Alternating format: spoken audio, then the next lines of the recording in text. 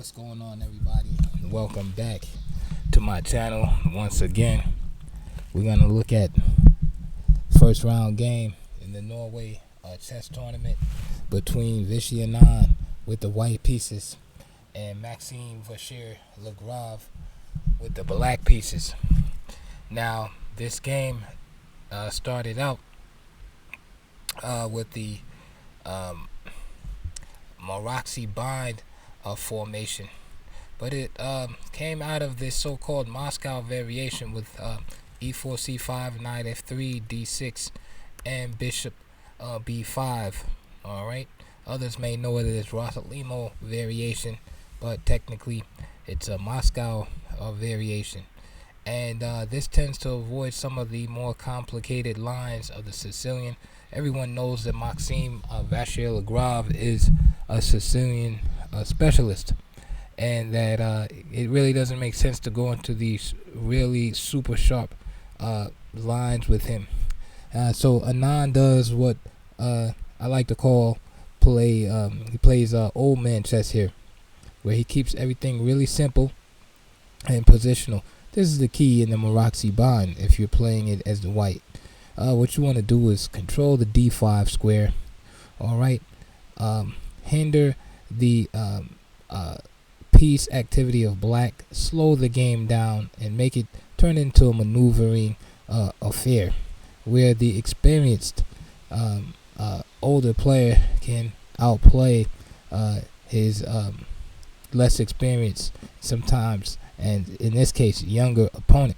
Game continue after bishop b5 check, bishop d7, bishops came off, queen takes d7, now c4, and we see a Maroxy bind here. Knight f6, knight c3, and knight c6, d4, c takes, knight takes d4, and g6. In the Maroxy bind, of course, black has 3 breaks here that have been tried at some point. You have the break on b5, you have a break on d5, and a break on f5. All 3 have been tried, especially if you go and look up accelerated dragon lines. Alright, but they all have the same thing in purpose, and that's to break that iron grip on the d5 square. So f3 is played, bishop g7, bishop e3, castles, and now a6. Alright, so b5 is often on the menu here.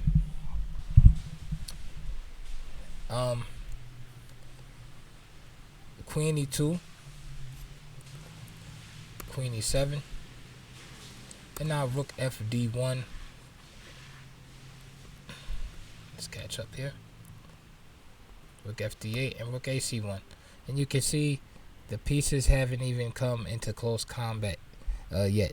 Alright, white has a space advantage. He has his grip on d5, and black is trying to prepare either b5 break or d5 break in this case. Rook ac8, knight d4, knight d7, b3, and now here Anand's gambit pays off rather. A gambit of playing this like slow type of chess. Alright, because here Vishy lashes out and plays his typical move b5. Alright, to break the grip on d5. Let's see what happens. After c takes d5, knight d4, bishop takes d4, bishop takes d4, rook takes d4, a takes b5. We see that black is down a pawn, but of course Maxime didn't just overlook a pawn. He feels that he has enough compensation at the very least to hold the game. Queen d2, rook b8, and now rook takes d6, and now b4. So this is Vishy's idea, is to use the pawn minority to hold the majority down on the white queen side. So one pawn is actually holding back 2 pawns. All right, this is a facet of the minority attack. Knight e2, knight e5, and now rook d1. So we can see white is tripled up on the e file, and now knight c6. All right, because black doesn't want to initiate the trades on the e file. Okay, and neither does white here, so we're at the standstill. Now I believe this next move from Anand is what MVL might have overlooked in his calculations, and it's to move e5 because black wants to play e5 here. Alright, but the e5 is possible because tactically black is not able to play knight takes e5 because of the rook on d8 being cannon fodder afterward.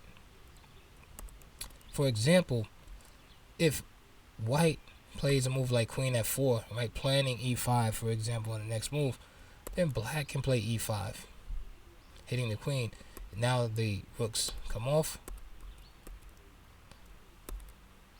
knight comes into d4, queen c4, queen b6, king f1, getting out of that discovered check. And you can see that even though black is a pawn now, black has excellent position here and excellent prospects of holding the game. Alright, and this is probably something that MVL might have had in mind. So instead of a move like queen f4 here, Anand just played e5 immediately. Now queen a7, king h1, queen f2. By the way, please hit that like button. Rook c1, rook takes d6, e takes d6, and now knight e5. Right? Now black has a dangerous passed pawn to deal with on d6. Anand coolly plays h3. Idea is to kick the knight out with f4 when it's convenient. Rook b5, f4, and now knight d7, blockading the pawn. And now, excellent move from Anand, and this is definitely old man chess right here. You can appreciate this move right here. Queen d4. Right, of course, it's threatening a brutal ending to the game with rook to c8 check, because the queen is covering the dark squares. So this forces Vishy to trade the queens off, and this takes away all of his dynamic activity. One of the lessons I learned a long time ago was that when you have a better position, you want to reduce your opponent's dynamic potential.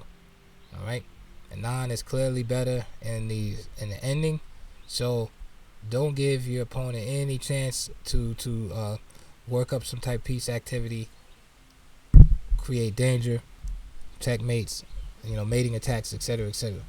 So if you can force the trade of the heavy piece like this, you're already halfway there. So queen d4. If queen takes e2, of course, right? Then just rook c8, knight f8, rook takes, king takes, and queen h8 mate. I just wanted to show you that. Again, you can see why passed pawns are so powerful, right? They take away squares from your opponent.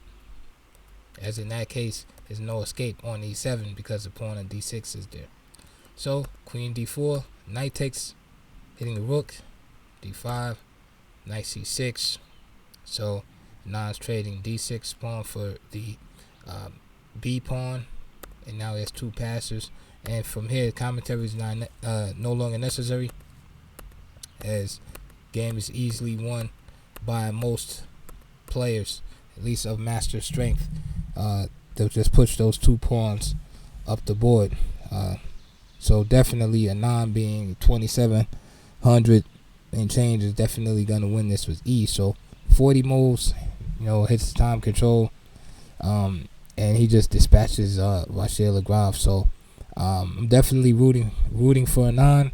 This is a 9-round tournament. Who knows how long he stamina and hold up, but I'm definitely rooting for Anand. You gotta root for the old guys. Before we had guys like Victor Korchnoi, and now we have Anand hanging in there, man. Over 50 years old, still playing at the highest level, and it just shows you that if you still have that love for the game, and you still have time to prepare and work hard at it, that you can definitely maintain a super high level into your 50s, 60s, and even 70s, right? This is not like you're playing basketball or football where your knees give out or something like that. So it's a lot less physical in nature, and you're able to hang on a lot longer. It's just a matter of motivation and determination and time, of course, to put in the work. So anyway, that's my pick for game of the day. Wesley So also won in a nice game against Rajabov, but this is the game I decided to go with. We're going with the older statesman here, former champion Vishy Anand. Again, I want to say to everybody, please hit that like button, check the links below. There'll be some useful chess information there for you, and also a donation button where you can consider supporting the channel. So if you have any questions or comments, please get in the box below. Let me know what you think, and I'll see you guys on the next round.